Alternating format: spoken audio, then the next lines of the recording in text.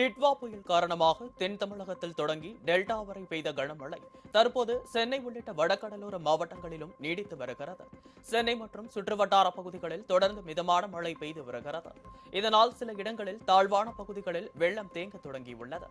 இன்று முழுவதும் மழை நீட்டிக்க வாய்ப்பு இருப்பதாக கூறப்படுவதால் பொதுமக்கள் தேவையின்றி வெளியே வர வேண்டாம் என அறிவுறுத்தப்பட்டுள்ளது. திருவாரூர் மாவட்டத்தில் கடந்த 3 நாட்களாக கனமழை பெய்து வருகிறது. இதனால் பொதுமக்களின் இயல்பு வாழ்க்கை பாதிக்கப்பட்டுள்ளது. இதனால் மக்கள் வீடுகளிலேயே முடங்கி கிடக்கும் நிலை ஏற்பட்டுள்ளது. திருவாரூர் நகரில் 14 சென்டிமீட்டர் மழை பதிவாகி இருக்கிறது. நன்னிலம், கொரடாச்சேரி, குடவாசல், மன்னார்குடி, நீடாமங்கலம், திருத்துறைப்பூண்டி உள்ளிட்ட சுற்றுவட்டார பகுதிகளில் மழை தொடர்கிறது. முத்துப்பேட்டை பேரூராட்சிக்கு உட்பட்ட 1வது வார்டு தெற்கு காடு பகுதியில் சுமார் 20 வீடுகளை மழை வெள்ளம் சூழ்ந்துள்ளது.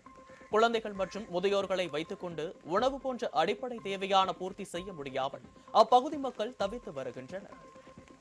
பிள்ளைங்களுக்கும் பாதுகாப்பு வேணும். அது இந்த பிள்ளைங்க இந்த தண்ணியில் வர்றாங்க, இந்த தண்ணியில் போகிறாங்க. மேலே ஒரு இது கரண்ட் கம்பி வேறு மேலே போய்கிட்டு இருக்கு.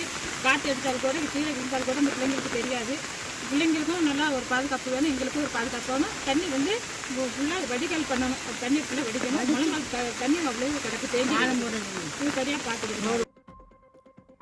புதுக்கோட்டை மாவட்டத்தின் கடலோர பகுதிகளில் பெய்து வரும் தொடர் மழையால் ஜெகதாப்பட்டினம் அருகே உள்ள வெள்ளநேந்தல் கிராமத்தில் குடியிருப்பு பகுதிக்குள் மழைநீர் தேங்கியுள்ளது.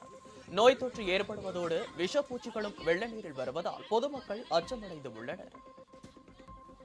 புதுச்சேரியில் புயல் பாதிப்புகளை முதலமைச்சர் ரங்கசாமி மற்றும் பொதுப்பணித்துறை அமைச்சர் லட்சுமி நாராயணன் ஆகியோர் காரில் சென்று ஆய்வு செய்தனர்.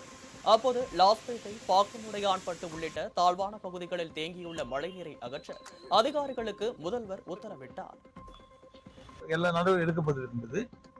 முன்னெச்சரிக்கை நடவடிக்கை அத்தனையும் செய்து கொடுக்கப்பட்டிருக்கிறது. எல்லா துறையிலும் தயார் நிலையில் இருக்கின்றனர். நிறைய மழை சாப்பாடு எவ்வளவு போடுறதுக்குலாம் ஏற்பாடு பண்ணியிருக்கேன். சாப்பாடு போட சொல்லிட்டேன். சட்டமன்ற உரிமை எல்லாரும் சாப்பாடு போட சொல்லியிருக்கேன்.